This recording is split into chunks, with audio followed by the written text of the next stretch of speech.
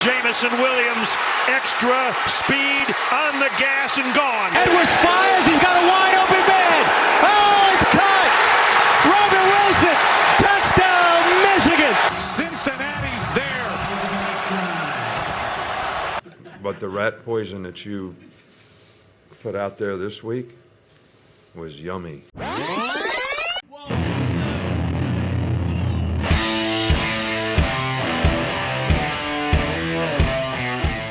You are listening to The Review on the OSG Sports Podcasting Network.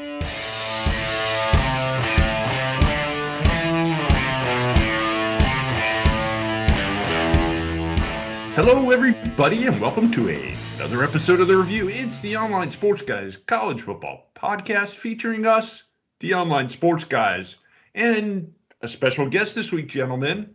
Honorary Online Sports Guy, Brother Marty. Honorary? Ain't no honorary about that. He's the Western Frontier, brother. But he doesn't blood, have baby. But he doesn't have an I still got my game. original gear from when I worked in Atlanta.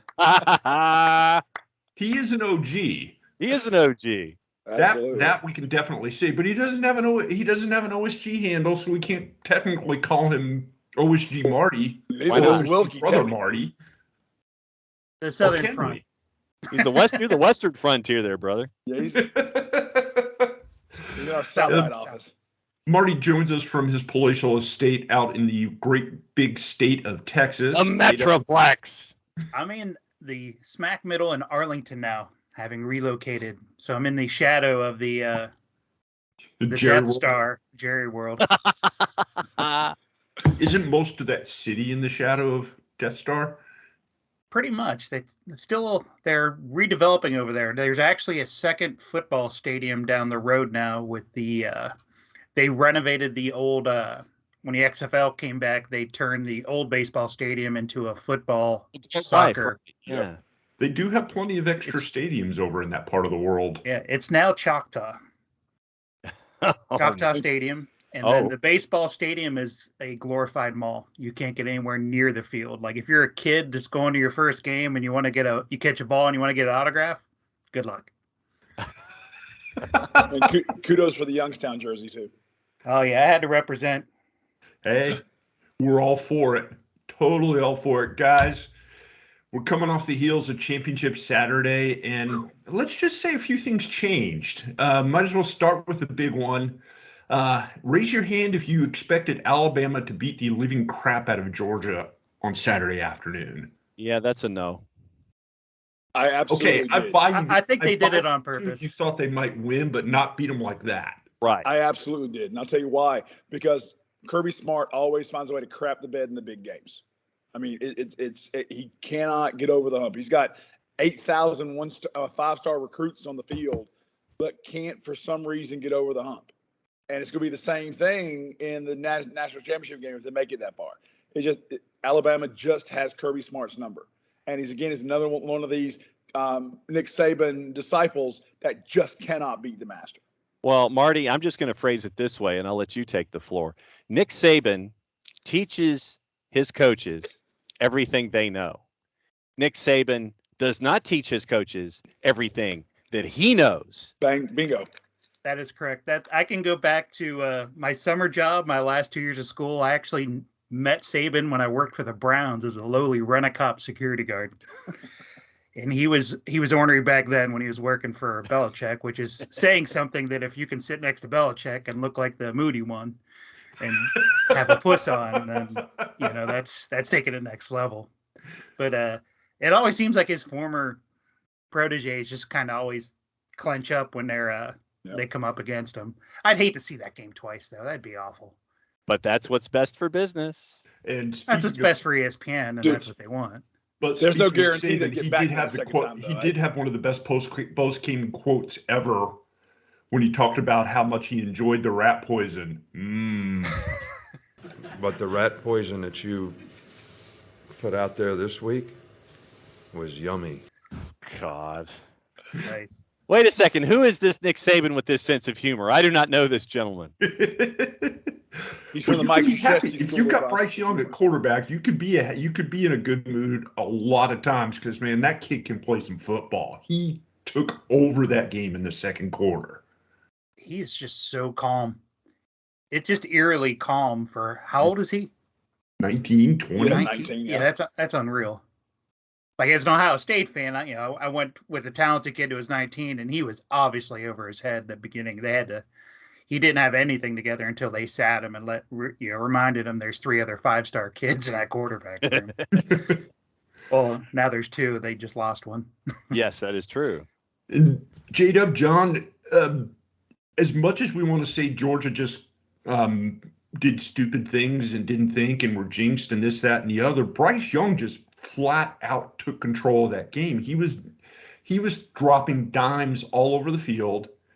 That pitch that he made to Brian Robinson while he was running down the field blindly like that was an incredible play. And even his fumble recovery was an incredible play because it was a legitimate fumble, and he just reached out and snatched it right back in. Is he the Heisman Trophy winner this year? I would like to think that he is a front runner for the Heisman. I mean, he had 2 receivers at almost 100 and 200 yards. That was Jameson Williams and Mechie. When you've got these type of receivers, I mean, he's nailing it to them. But part of me has always been a freshman. Maybe this is me being old school. A freshman doesn't deserve the Heisman. If you look at kids who have body of work, like a Kenny Pickett or somebody like that, it's got the body work behind them. But you can't argue that Bryce Young has done the things Except this year and been last the leader week. for team this year Yeah. to deserve the Heisman. You Can't got all the argue people that vote on it that watch like the last 2 weeks of the season. Yep. As much as I hate to say it, the fake Bosa from Michigan might be more deserving. Well, I mean, Marty, I'm I not would going to have give Michigan any real props. No. He's going to get like a nickname, but not his proper name. Yeah, true. But I mean, Marty, my point to J-Dub would have been C.J. Stroud has put up better numbers consistently than Bryce Young did last week in Iron Bowl, and then you rebound in this game. But it's all about shiny objects, though. Yep. Stroud had a Heisman moment last week, but it got called back on a offensive lineman doing a foul. I mean, Ohio State's whole problem that game is they've got 4 tackles on the line instead of having some guards in the middle. But look here, my argument, and see, I am not an Alabama apologist, so do that from the start. But look at what Bryce Young did yesterday to a 12-0 SEC team. If you look at that particular win, I think that puts him ahead of us. Oh, yeah. But, you got that kid from Michigan that just wrecked everybody, and he wrecked them all season long. But it's a fun argument. Really I don't want to see Bryce Young get it, but, I mean, he's done the things. He's got the intangibles that puts him in the race at least. Yeah. I mean, you take a look at the one Thayer Mumford that he was going up against in the Ohio State game. That's Thanos with a football helmet on. Kid's like 6'8". And then Iowa, but they do nothing but produce NFL linemen, and he was just doing the same things to them. Even when they would chip him, they were hitting him with 3 guys, and he's still getting through. As much as I hate to admit that for somebody wearing. Yes. I think the other thing that really stood out in the Alabama-Georgia game to me is the mailman, Stetson Bennett. Bennett throws, it's intercepted, picked off, and this might be a touchdown. Battle is in. He played a good game. He put up good numbers, but I question if he's that guy. I don't think he's got a Bryce Young type of game in him. I don't think he's that guy that's going to get them to the level they want to be. I mean, I would point it more toward a defense that gave up 31 points on its own more than anything. He's not that guy that's going to lose the game. He's probably not going to be the quarterback that wins the game, but he's going to keep you from losing more often than not. In this case, he couldn't win the game. And I think that was the difference for Georgia on offense. They just never really got on track. And for all my friends who have been whining about the Georgia jinx and the Atlanta jinx and this, that, and the other, there was no jinx involved with that game. Alabama was just better yesterday. Because you look, John brings up the defense. I mean, Georgia's defense has been the all-star of this entire season. The most points that the Georgia defense has given up all year was 17 points to my Volunteers. So then you have, The question is, have they really been tested, right? Alabama gave them that test yesterday. They did not respond well at all. Yep. Move on here to the other game of big impact, the Big Ten Championship game. And Brother Marty, if you want to bow down, and I understand. The Michigan Wolverines put on a hell of an impressive performance, 42-3 over Iowa, and those 3 points Iowa scored were at the beginning of the game. I going into that game, I knew Michigan would win, but I had no idea that the Fighting Harbaughs would put that kind of hurting on the Hawkeyes. I saw that. I went and looked at the box score afterwards. I'm like, holy crap! Either Iowa is overrated or they're just a bad team compared to the way Michigan rolled all over them. They've got a Tecmo Bowl playbook. Yeah, run left, run right, tight end slant, tight end flies. That's it. They're not really flashy. Michigan's not that flashy, although they've got a couple of defensive ends that are pretty good. They don't do anything. They don't have a Bryce Young. They don't do anything that says, oh my God, this is a team chock full of Heisman Trophy wide receivers and defensive backs, but they play well. And for once, Jim Harbaugh's not getting in the way of his players. He's kind of letting them play. Yeah.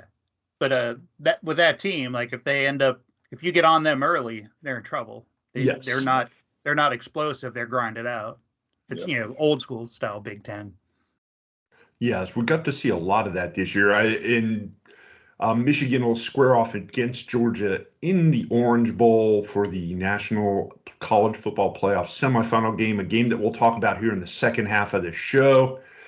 Before we get too deeply involved in conference championships here, one of us got to take a trip to a conference championship game this week. That would be Brother J-Dub. Yeah. Why don't you go ahead and tell us about your adventures, and then we'll throw to a little tape piece that you got. Well, it was a lot of fun. Obviously, I played for Wake, and it was nice to go because if you think about it, Charlotte is basically a glorified home game for Wake Forest. It's only about an hour or so south of Winston-Salem. So, and we've won, I think, the last 2 or 3 games we played at a neutral site there in Charlotte. So it was a nice time to get together with some former teammates and fraternity brothers. One of my former students who was a Wake Forest alum was literally sitting 2 seats behind me. So that was kind of fun. But it was at the beginning of the season, no one even considered Wake Forest or Pittsburgh going to be the representatives for the Atlantic and the Coastal Division in the championship game. No one called that. So it was nice to see 2 games against the little guy in Charlotte. So it was a lot of fun to be there. It was not a lot of fun to leave, but it was a lot of fun to be there during the process and see it happen. And to be perfectly honest, it was just another chance to see Kenny Pickett live. And I think that was I was just in awe of what that guy can do on the field. Let's take a look at J-Dub's excellent adventure in Charlotte yesterday. Hey guys, Brother J-Dub on scene here at the Bank of America Stadium. 2021 ACC Championship game tonight featuring the Pittsburgh Panthers and my Wake Forest Demon Deacons. Finally made it inside the stadium. Now look where my seats are. I'm right here in the Wake Forest section. The Wake Forest band is right there. It's going to be a loud night for me tonight, but it's going to be a good thing.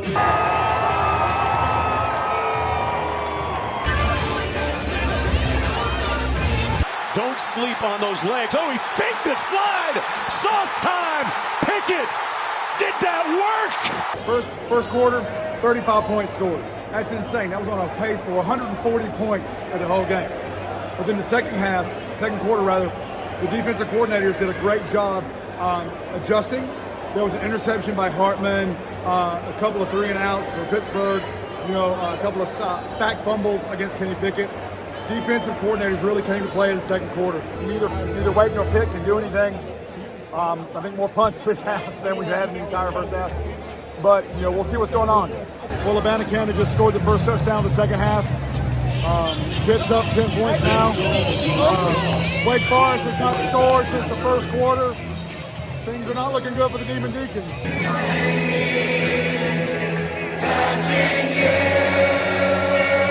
Sam Hartman just threw his 3rd pick. Sam Hartman decided to throw his 4th pick off that last touchdown, and it was a pick 6.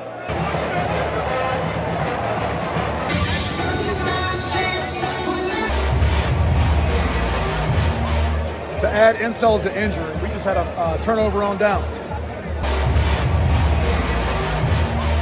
To add insult to injury, we just had a turnover on downs.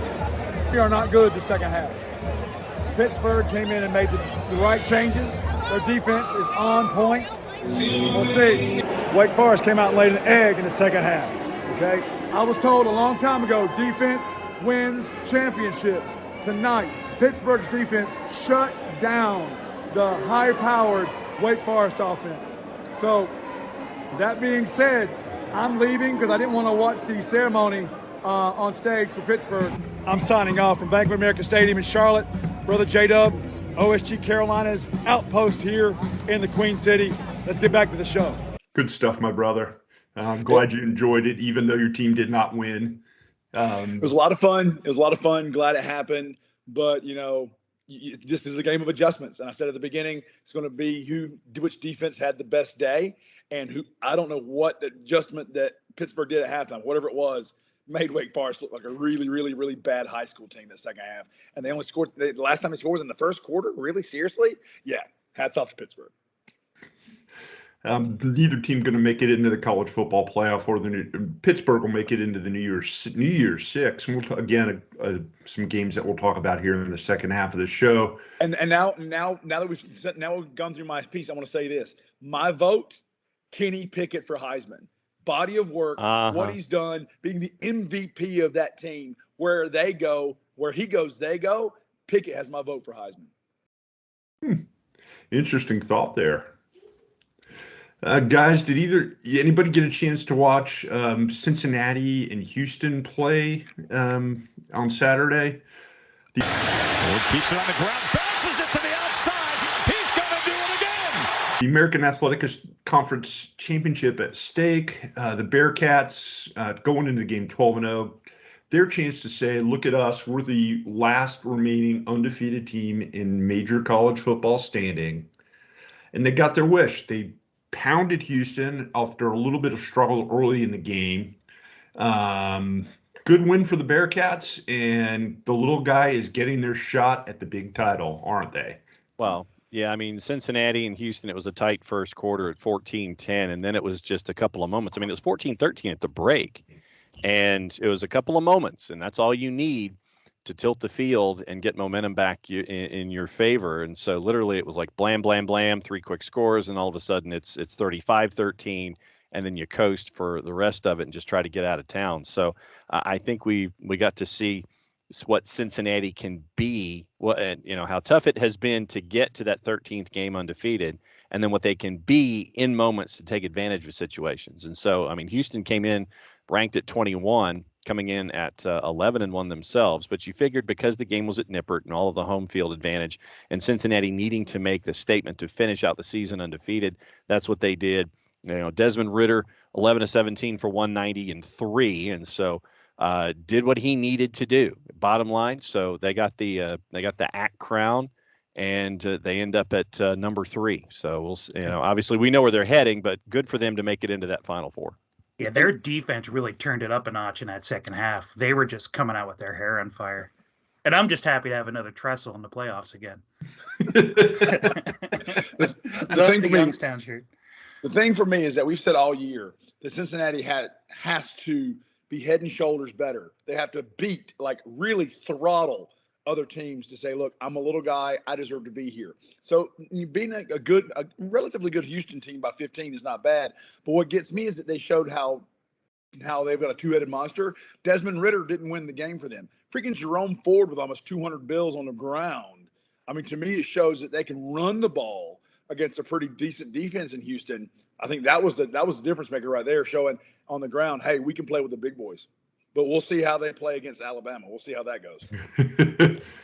I think that was more of a quality win than them beating Notre Dame, to be honest. Mm-hmm. I agree with that.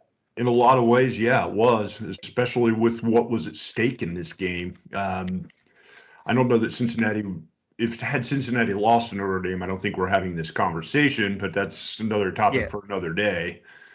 But the Bearcats, I've been a strong advocate for them all season long. They've played good football, and they're just as competitive as anybody else right now in the college football, because you're talking about a year really where there's no holy crap standout kind of a team. Because I think if Cincinnati had lost to Houston, they would have fallen completely out of the 4 in Notre Dame. Oh, no question. Oh, yeah. 4 spot. No question. Absolutely. Just because of what it is. But I think the fact they're 13-0, yeah, little guy deserves to be there. Let's put up or shut up. Let's see what happens when you go against the big boys. Hang on just a second. What can I do for you, dear? Sorry, I think my earbuds are under here. Thank you. Hi, guys. Hi. The wonders of doing a recorded podcast in the wife's office. But having editing abilities. Yep. Yes. Make us all and look having good in control post. to edit. Yes. We've covered most of the bases. Moving on to the Big 12 championship game, and I don't know if you guys got to see that or not. Yeah. Oklahoma State How sucks. close did Oklahoma State come to winning that game? Jackson trying to turn the corner, and he did not get there. Half a football length, according to Pylon King. Yeah, 6 inches. Yeah. I almost went to that game. What were your thoughts? Would Oklahoma State have made a college football playoff worthy team had they pulled that off? No, I don't think so. No. The Fighting Gundies had no reason to be there. Nope. So win or lose, they would not have made it in the top 4. Especially even if they would have scored that touchdown, being close to Baylor. Yeah. That's not a. I mean, Baylor's an hour drive away, and when you looked up at the stands, you saw a lot of empty seats. Yeah. Both teams are close, and they don't show up. 66,000, I think, was the actual tickets sold. The announced attendance number was 66,000, so I think that's tickets sold. But listen, for those of you at home, announced attendance at a game is tickets sold and not actually bodies sitting in seats. Yep. Check. That's not scanned tickets. No. and Dave Aranda did a good job, playing. His team's playing really strong down the stretch. But yeah, Mike Gundy's team just literally fell flat there towards the end. And yeah, I was not unhappy to see Baylor beat Oklahoma State. As a pseudo Kansas fan, I've started looking at the Big 12 a little more, and I liked Baylor's team overall, offensive, defensive, special teams better than Oklahoma State. So that loss did not surprise me for Mike Gundy. Yeah, the best Big 12 team beat Houston yesterday. Very nice. Valid point there. Very nice. They're in the play. The Big 12's in the playoffs technically. So we're kind of technically. Indirectly, yes, they are. Yes. Swan Song in Louisiana, the Sun Belt Championship game. Departing head coach Billy Napier. I was surprised to see this. Billy Napier actually was on the sidelines and coached the Louisiana Raging Cajuns in their championship game at home versus Appalachian State, a game that the Cajuns won. Good on him. Yeah, I'm not surprised. Knowing Billy Napier the way he works, I'm not surprised to see him on the sideline. Absolutely not. I mean, Marty, how often do you see a coach take another job and then say, no, I'm not going until I finish out the season with my team? Not often. We just had, 3 of those just happen? Yeah. Yep. 3 large people that were in the hunt and ranked. I got to say, Notre Dame did pick the right guy. Yeah, absolutely. Like if the top end would have shifted out, the right way, Notre Dame might have still got in just because of who they selected to go in. Absolutely. And I know it's not a playoff subject, but you kind of notice Oklahoma's coach leaves and takes a lot of assistants. Notre Dame's leaves and not one assistant coach. Nope. Well, I mean, Marty, did you have you heard the story about Brian Kelly when he was at Central Michigan? Car parking? Yeah, the car parking story yes. with Matt LaFleur and Robert Saleh. I mean, if you haven't, that's your Google search for today, kids, as you're listening or watching the show. Brian Kelly, Central Michigan, Matt LaFleur, Robert Saleh. It completely and totally explains who Brian Kelly is to a T. And the fake Southern accent, dude, what are you doing? Yeah, you got to wonder, was Freeman sitting there going, trying to look up what leprechauns sound like before he took that job? I don't think so. I don't quite think so. We joked about it last week, talking about Kelly showing up down there and going, "Oh, can I have some gumbucks?" May I please have one poor boy sandwich, please? Poor boy. Yeah. I just think it's funny, Brian. To give him squirrel gumbo and see what he does. There you go. Yeah, but I'm with you, Marty. I think Friedman is a perfect choice. He was a quality guy. I was really Ohio State missed the boat. I know I'm going to keep going back to Ohio State stuff, but they really should have brought him last year to be the D coordinator, and then Ohio State would have been in this year instead of the mess they had on defense. But is there anybody on this show right now surprised to see Billy Napier coach? And because think about it, he's been that kind of guy that's been, I want to finish what I start. Yeah. I mean, he's not like Brian Kelly. Brian Kelly's literally already in town. He left his daughter. His daughter graduated from Notre Dame in May, and the whole family just left her up in South Bend. But I am not surprised to see Billy Napier finishing what he started in Louisiana. I mean, I think that shows the caliber of guy he is. The dude left Louisiana with a 34-5 record in 4 seasons. Yep. Yeah, that's and impressive. His offensive coordinator was named head coach today as well. Yeah, Mike DeSarmo. Yeah, that's and he actually discussed it with his team as well. Yep. You know what I mean? Like, you look at Notre Dame. After the fact, there was a 2-minute meeting. One of the players actually recorded it and posted it up. Yeah, I think it was actually short enough to be on TikTok. That was the morning after the team's note. Yep.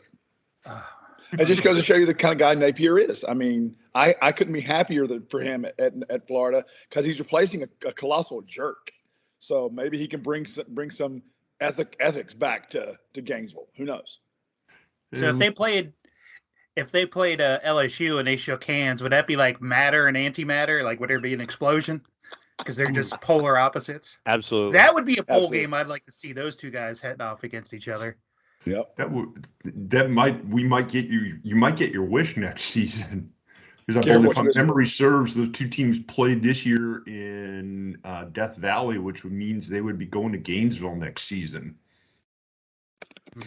Take it and run. Yep. Indeed. One last championship game to talk about before we hit halftime in the show here, folks. And that's a game that I completely whiffed on when it came to picking the conference championship games this year. Yeah. Utah State and San Diego State. Had no clue. Nope. No clue that this was going to happen. The only spit take of the weekend for me. Jiminy Christmas. Props to Anderson for getting his team together, ready to play. His first season, I can't think of his first name. Why can't I think of his Blake? Blake Anderson comes from Arkansas State, and Utah State has a turnaround going from, I want to say they were like 3 or 4-9 last year. Yeah, I think it was 3-9. Yep. And this year they go 10-3, and then they get to the conference championship game and just absolutely destroy San Diego State in San Diego. What was the spread? Not that much. Nope. I literally was like, I did not expect the other Aggies to do what they did to San Diego State. It's just wow. Talk about whiffing when it comes to actually winning the game you should win. You know, Mountain West did not expect Utah State to win that game. Mm-mm. Great win. Happy to see it. You always like to see turnarounds like that. Before we wrap up here in the first block of the show, guys. Yeah. It's time to toss to Brother Wilkie. Go for it. It's time, folks, for Wilkie's World, where we get to hear just exactly what Wilkie thinks about what happened this week in the great big wide world of college football. Thanks, guys. The college football playoff is set, and we've got 2 outstanding matchups. I'm really excited about the college football semifinals, the playoff semifinals. And let's begin with the 1-4 matchup between Alabama and Cincinnati. Alabama's obviously going to be a double-digit favorite, but I think I would bet Cincinnati and take the points because I think the Cincinnati team is going to be pretty competitive against this Alabama team.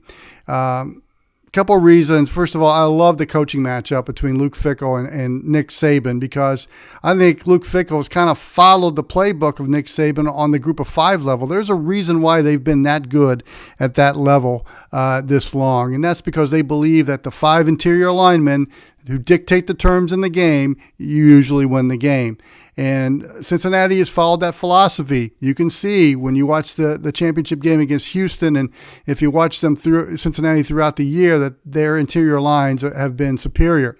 And I love the quarterback matchup too, between Bryce Young and Desmond Ridder. This is Desmond Ridder's chance in front of a huge national stage to prove himself against the best competition in college football.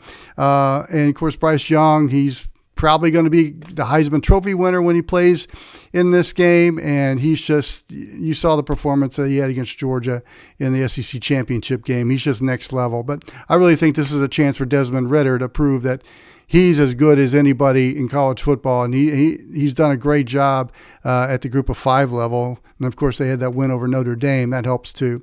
I think this is going to be a much more competitive game than people realize.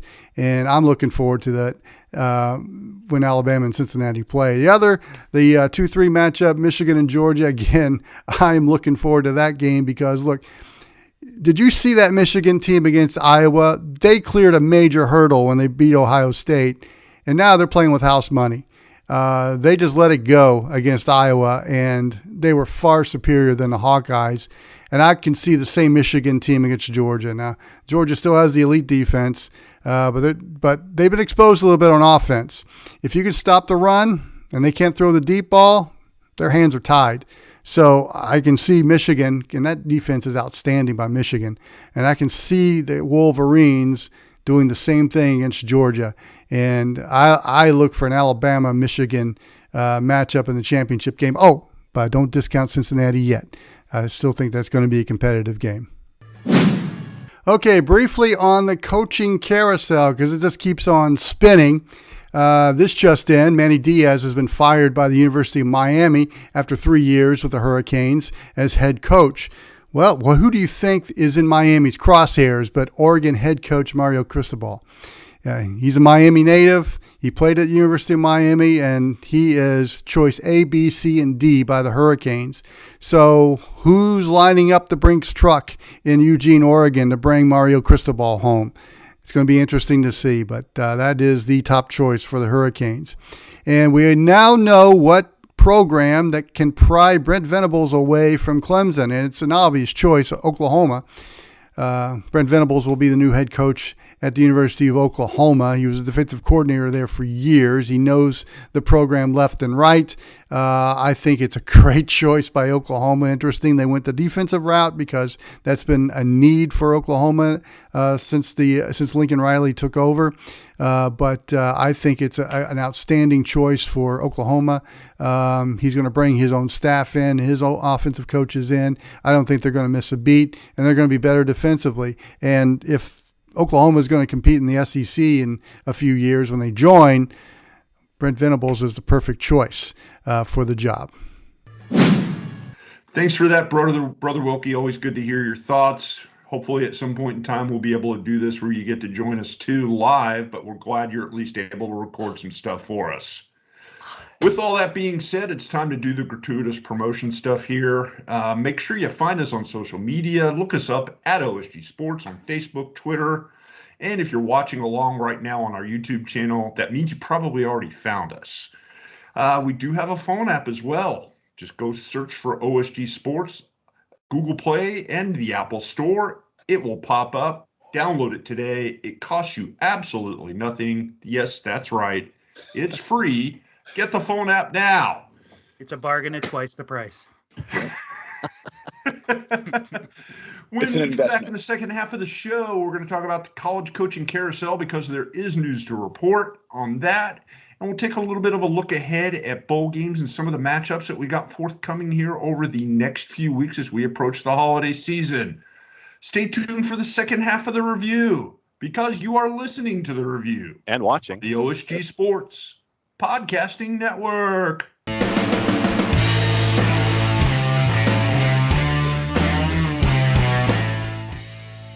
We know that every driver is different, and a one-size policy does not fit all. That's why Country Financial offers a variety of discounts, so you get the coverage you need and the savings you deserve. From good driver to good student, multi-policy to multi-car, we've got a discount to suit every driver. Call Jason Wright at 678-568-6871 today to see what you could save. On Facebook at Jason Wright Agency or by phone at 678-568-6871. Discounts vary by state. Policies issued by Country Mutual Insurance Company, Country Preferred Insurance Company, or Country Casualty Insurance Company, Bloomington, Illinois. If you've been hurt in a car wreck, contact my friend Steve Apolinski of Apolinski & Associates. He's been representing individuals for over 30 years throughout Georgia and Alabama. Email him at steve@aa-legal.com or call him 24/7 at 404-377-9191. The initial consultation is free. Would you like some more pancakes?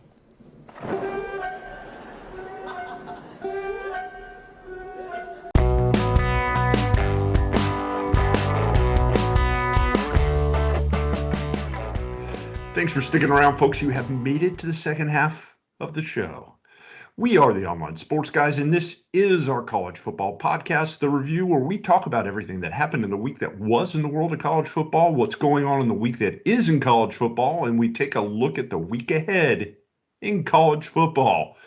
First half of the show, we talked about games that happened this past week on Championship Saturday, a few surprises there, setting us up for an interesting bowl season, to say the least. But before we get to the bowl season, guys, the college coaching carousel continues.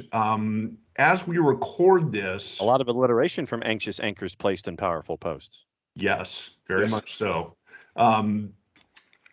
There are very strong rumors and discussion that Oregon coach Mario Cristobal will be taking his talents to South Beach and taking over the reins of the University of Miami. Although I say that knowing that the Hurricanes have made it abundantly clear that they are negotiating with Cristobal, despite currently having a head coach by the name of Manny Diaz. What do you think it's like in the Diaz house right now? You talk about job security. I mean, seriously, what's that phone conversation? What's that like at the dinner table? Like, you're seeing all these reports coming. You're kicked up in your easy chair. You're waiting for your bull bid. Oh, by the way, someone's looking after your job and they're negotiating with him. Thanks. If we can come to an agreement with him, you're no longer going to be employed. Yeah. How weird would that be for you guys? I mean, business is business, though. I mean, you got to think about it. I mean, nothing personal. I mean, but shouldn't they just go ahead and fire Diaz? They have to. I mean, I think, Radakovich, I mean, can you see him having any other option right now as he goes into Miami? I mean, you have to fire him. Wait a minute. That's another. You're adding layers, J-Dub. Yes. Start peeling the onion. I'm just saying. A team technically without an athletic director negotiating with a current athletic director and a current coach. Stop trying to apply logic to this, Phil. I mean, I'm debating whether this was like it's starting to sound like a new Apple show. They're going to get into a little bit more sports after Ted Lasso did well. So that sounds like the pilot episode. It's a parfait. We're pulling away layers back. No, I personally think Cristobal is a perfect coach in South Beach, just because I think his offense will be just amazing to see in the ACC. I think the Hurricanes will be getting a great coach if they get Cristobal. Thoughts, guys? I mean, is this a good move from him, going to a team that's got almost unlimited resources in the Pac-12, which is not that difficult for them to win if they play well? Right. But sometimes the pull of home and the pull of family will take you away from jobs and job security into places where it's going to be a little more anxious for you on a weekly basis. And I think they're looking to spend more money down there too. Yeah. So he's not going to empty pockets. Yeah. No, but you still got a stadium that's 45 minutes away from your campus that you share with an NFL team. Yeah. I mean, do they have the facilities to compete with any of the big boys right now? But we've said in the beginning that the Pac-12 is a forgotten conference. So he's going from that to the ACC Coastal. I think facilities be damned. I think it's still going to be an upward move for Cristobal, and I think to bring the Hurricanes back to prominence, a storied franchise that's been hamstrung by bad coaching and poor management. I think regardless of what the facilities are there, it's an upward move for Cristobal if he decides to do it. You look what Miami was spending. They were basically told you only eat what you kill. And then that all got peeled back. So they're in a prime position. Like, same reason that Riley's bailing. Do you want to recruit against Riley out there on the West Coast? No, you're going to get scraps. And what's to say that Oregon's not going to throw Riley-level USC money at Cristobal to try to keep him? I mean, I think that's why this is officially hasn't been announced yet. I think Cristobal's still having that conversation with himself. And or his agent's having a talk. Yep. Yeah, I was going to say, they certainly have the money, and having Nike headquartered right down the street in a world where name, image, and likeness is a big deal, how could you not win at the recruiting game with that? Yeah, any team that's got 87 alternate jerseys should have some money to throw at a coach.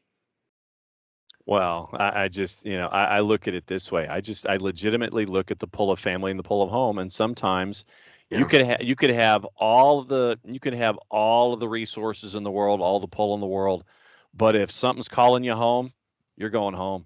There's nothing can stop you. And there are lots of other coaches. Yeah, That's there are lots of other coaches in situations that make these decisions. May not be the best decision for them career-wise, but it's the best one for them family-wise. And I think that has a lot to do with a lot of these decisions. At the end of the day, you're going to be a millionaire no matter where you're at. And if you can be a millionaire around family, go to family. Yep. His mom's not doing so well in the health department, for what we understand, and he's been having to travel cross country just to go see her. Yeah, that's all you need. I mean, all of these things fit in, and like I said, there's several coaches in that situation right now. So I think even if it were me, family would trump finances. I mean, it's just the way it is for me, the way I would work, and I kind of agree. At the end, he's going to do what's best for his family. The other high-profile job that's currently sitting out there and is about to be filled, from everything that we are reading and hearing and seeing, Oklahoma is within inches of naming Clemson defensive coordinator Brent Venables as their next head coach. What are your thoughts about that move, guys? Good move for the Sooners? Not a surprise. You figured it was kind of an inevitability that Venables would be heading back there at some point, whenever that point was. And I think that with Clemson in flux, and you can take that however you want to use the definition, because of just you look at the offense and it's hiccuping, and this is not the Clemson that we're used to seeing. So this might be where you see a depreciated asset where you currently are, and you're just kind of like, okay, I'm going to sell off and then go to the next spot. So I figured it was an inevitability, Marty, but yeah, I mean, for me, it's not a surprise. Yeah, Ohio State broke them last year. Everything's at Ohio State. Right? I've got this great picture of Dabo running out with the Clemson flags, and it's framed perfectly of him running and then the big L behind him. But it's just weird mentioning defense and a Big 12 team together. Yep. Which they're going to need to get that together when they're moving to SEC, because they're going to be a middle of the pack team at best. And think about how many times in the past in this carousel that Brent Venables is one of the first names mentioned. It's like, nope, he's not leaving Clemson. Nope, not leaving Clemson. With Radakovich leaving and everything else happening, I mean, Clemson's team was not the same Clemson of old. I don't know what happened in Clemson, but it just wasn't the same. Now is the time, even with the family issues, Venables has a connection to Oklahoma. I think that this is a perfect time for him to jump ship and a perfect team with which to do so. Yeah, Oklahoma's got to get some kind of defense, otherwise they're just going to be red Tennessee. Ouch. That's actually a really good analogy. Not wrong. I feel that one on a different level, Marty. Thanks. Not wrong. What does this say to when you think about Venables waiting for an opportunity? Do you think about a Billy Napier waiting for the right opportunity? Does it tell you that maybe in a lot of cases, patience is a good thing if you're going to put yourself out there on the carousel? Because we've seen so many coaches that just impulsively make a jump from job to job, Brian Kelly, and things end up not working out. Tom, Texas is back. Why, yes, they are. Well, I mean, it's like, when you've got a good situation, and I mean, Venables is at a good place at Clemson, and we've said for years that, places like Scott Frost in Nebraska and these seats are hot, but we don't know for sure when they're actually going to become open. So sometimes you got to wait, have a little bit of faith in the system for that job to come open. Now, granted, some people wait too long, right? We talked about how LSU maybe jumped too early now that the Panthers have fired Joe Brady up in Charlotte.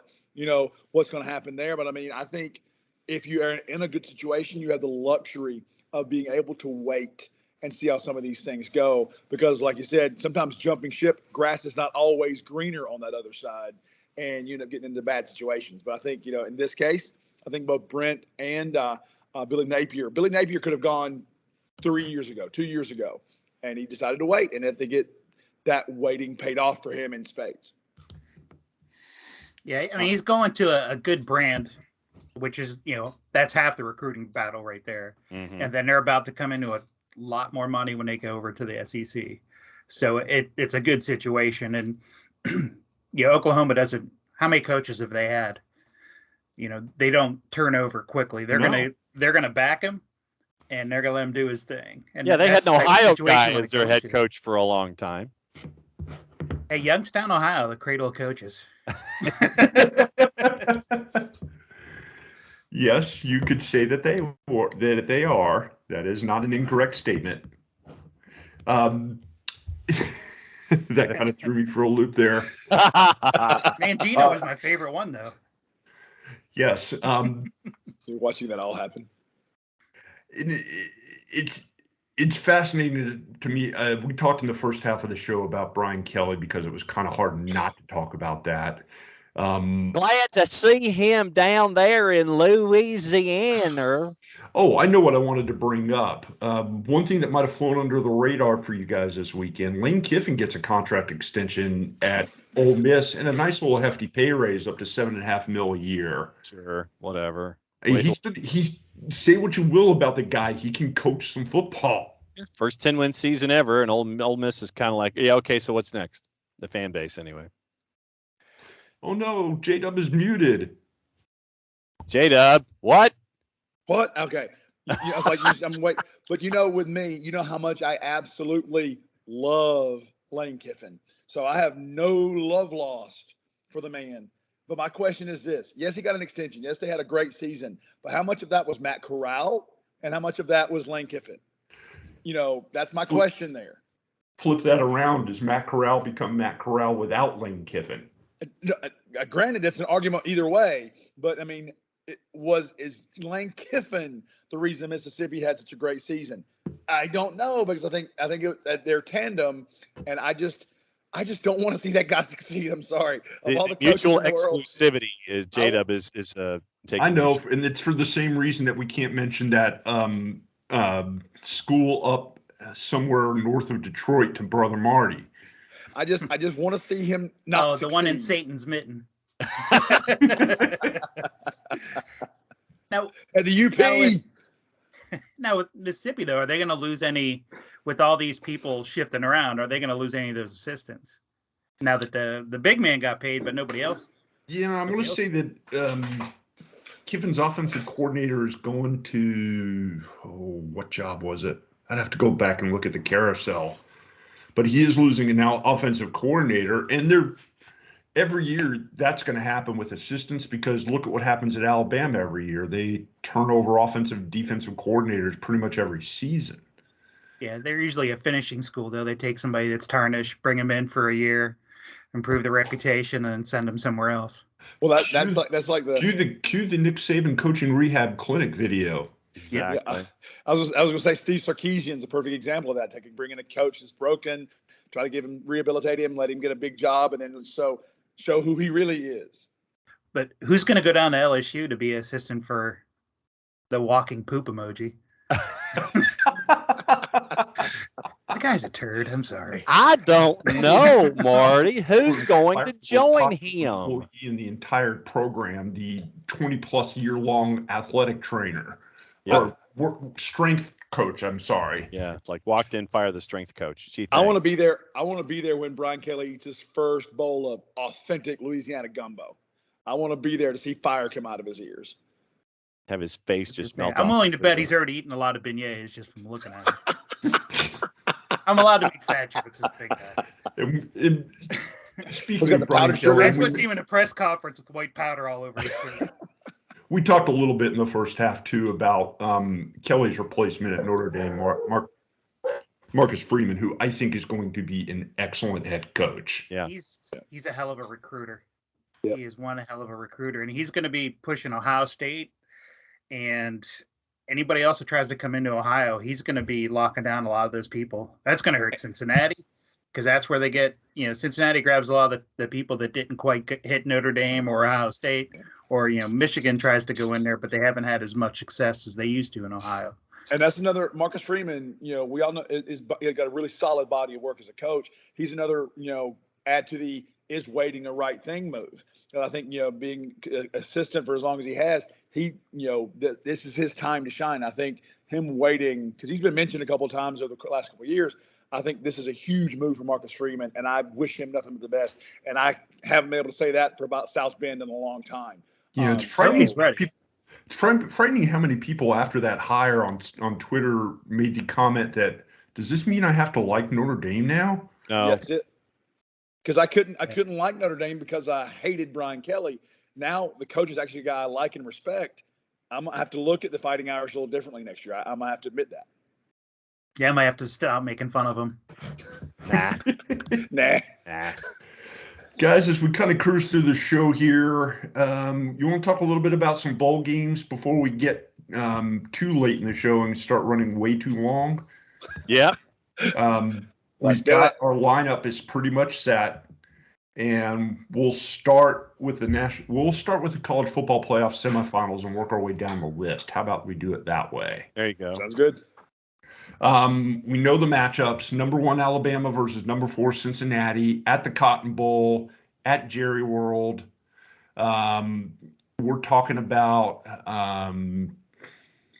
theoretically the most dominant program in college football over the last 10 years against a team that has never gotten to taste anything at this level. What are your thoughts, just quickly? You get into a fight, you don't want to fight the guy that's got nothing to lose. Yeah. And that's the kind of situation. Like they've got a lot of kids that should have been starting at another school, and they're not for one reason or another. And I think they're going to come out with, they're like, everybody's counting them out. Everybody's like, nobody's talking about this game. They're looking past us. They're going to get everything they can handle, I think. As much as I like an underdog story, I really think Cincinnati's going to come out hard. I just don't know if they've got the depth to do it the entire game. Yeah. And that's the thing. I think that's where Alabama's going to separate the wheat from the chaff. I think it's going to be a close first half where Alabama's it's going to be like, whoa, but I think they're going to pull away in the second half. And I think it's, whatever the over is, I'm gonna take the over just because I think that Bryce Young, that's gonna be a statement game for him. Like, you want to play with the big boys, then take my best shot.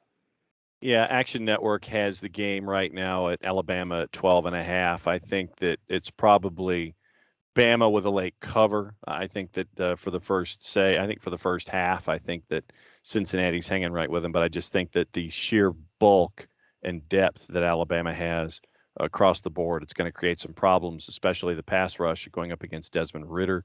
And so this probably ends up being like a 2-score game by the time that we're done with Alabama winning. Because, you talk about a program school.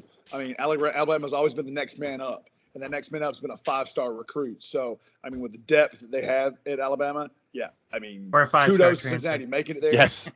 They're not going to be able to hang with them. 5-star.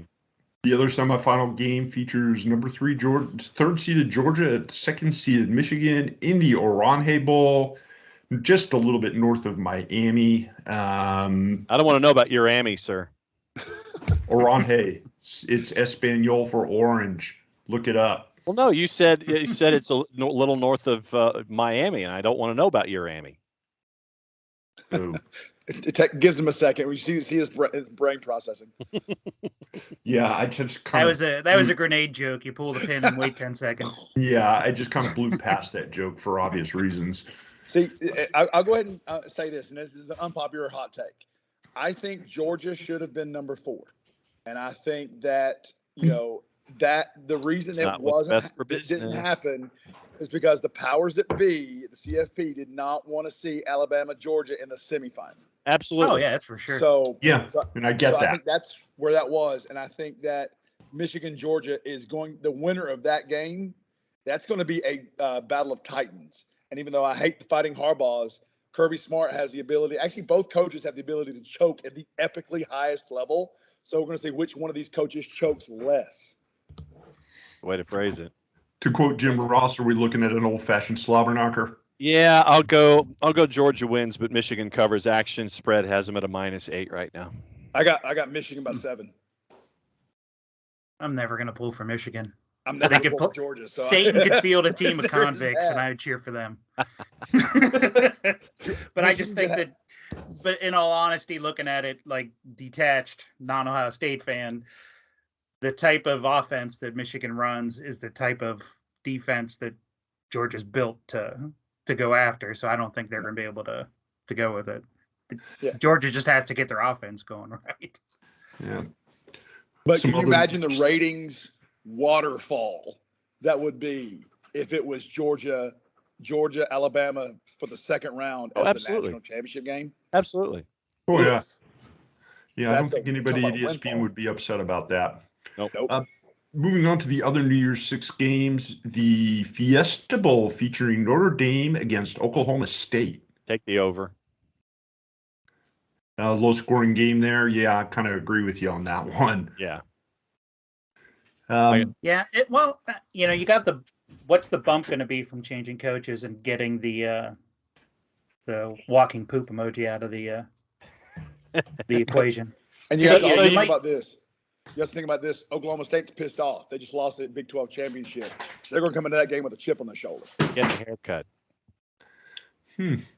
But everybody in Notre Dame's going to not want to be replaced by somebody from the transfer portal, so they're going to be playing with their hair on fire too, though. That is true. That is very, very true. The Verba Citrus Bowl, Iowa versus Kentucky. And good on Kentucky for making it to a January 1st game. Nice.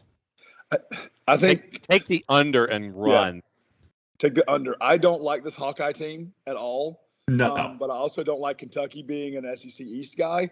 So, I mean, that's a game I'm going to watch the stats afterwards. I will not be watching that game.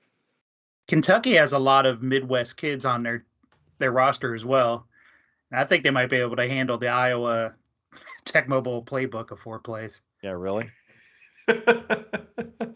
Yeah, I would have to agree with Marty on that one. I like Kentucky in this game. Iowa just hasn't impressed me at all this season.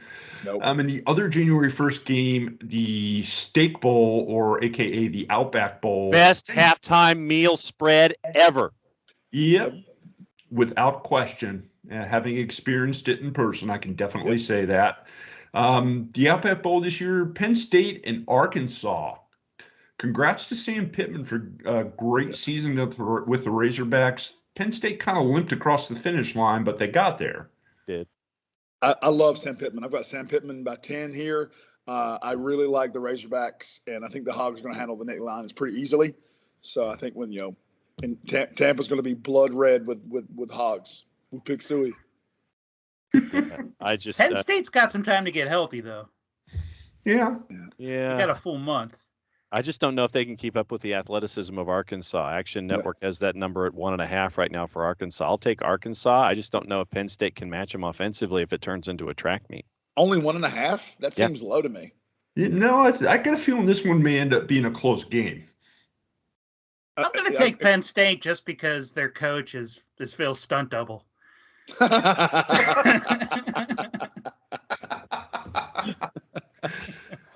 not wrong, sir. That's a winner. He's Orange Phil. One other early January game that we got to talk about here really quickly because it doesn't really warrant much more than a mention, and that's the Texas Bowl, LSU and Kansas State on January 4th. Yikes. Can we wait a couple weeks before we talk about this one? No. It's like a preseason game. How in the hell? Yeah, actually, you know what? Yeah, we can because we're just about to hit the hour time limit, and maybe next week we go through all of the build-up bowl games or the games played for pride. I just can't believe the Wildcats are in a game in January. I just can't. Yeah, but it's the Texas Bowl, dude. It's still a team from Kansas playing in January. It just blows my mind. You know, somebody's got to play in that game. Lots of good seats are available. I bet. Tickets, yeah. It says here, I'm looking now, tickets as low as $19 for that game. I was going to say you could probably buy one, get one free on that game. Well, as compared to. Sorry, I'm thinking out loud. I'm looking at the prices for the Alabama Cincinnati game. Yeah, let me know what those are because I've got 6 tickets to that one. I'm debating whether to put a bigger down payment on my next new car or go to the game. You can get a ticket for as low as $149 at that game. So there's still that's the doable. Jerry Jones Against the Roof special. That's only like a foot and a half wide. But for Georgia, Michigan, tickets as low as $600 right now.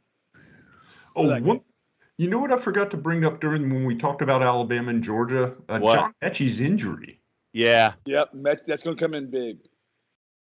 Next 5-star portal are up. Yep. Yeah, no shit. Oops, I cursed. Am I allowed to curse on this show? You're the lead. You're the EP. It's up to you. And before we leave, here are the over and unders for those games. The Alabama-Cincinnati over is 59, and Alabama's already getting 13.5 points. Yeah. And for Georgia, Michigan, it's the over is 43.5. Over. And UGA is getting 7.5 points. Over on both. Yep, agreed. That's low. That's a low number. Yeah.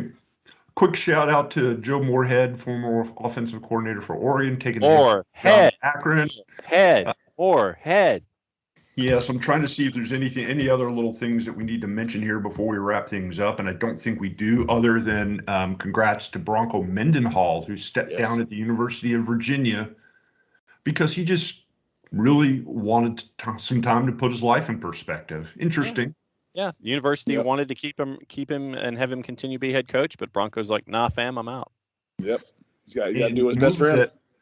A move that I predicted 2 years ago when it happened, and Wilkie debated this with me. Colorado State fired Steve Adazio this week. Yeah, that was not a shock. That was a long time coming. I've been hearing rumblings they're going after the Ohio State running back coach, who's a solid recruiter. I'd hate to see that happen, but he's a solid guy. It'd be like hiring, like Notre Dame's hire. He's that type of quality person that really relates well to the student. Like, as a former player as well, he's somebody who relates well to the students that they're going to be bringing in. Which would be much needed at Colorado State, who has had multiple investigations into Adazio just in his 2-year tenure. Yeah. That was talk about a bad fit on the carousel. Yeah. Oof. I mean, and I'm still looking at Scott Frost. My eyes are just right at Nebraska. I don't know what the hell they're doing. Yeah, but I hate to say it, they were like the best bad team. Yeah. Like every time they lost, it was by 7 points or less. Yeah. But I still don't know why the boosters there in Nebraska have not pitchforked and torches his house. How many times can you do that? I just cannot believe he still has a job. I just cannot believe it. Who's going to go there? Yeah. Yeah, it's not the glamour job it used to be. Yeah, 9th-year senior Adrian Martinez is transferring out. He's portaling now too. Yeah, that's what I'm saying. That should be. It's mind-boggling to me because he's played for like 12 years. That's what I'm saying. So what's the under/over on Martinez being older than his coaches wherever he lands?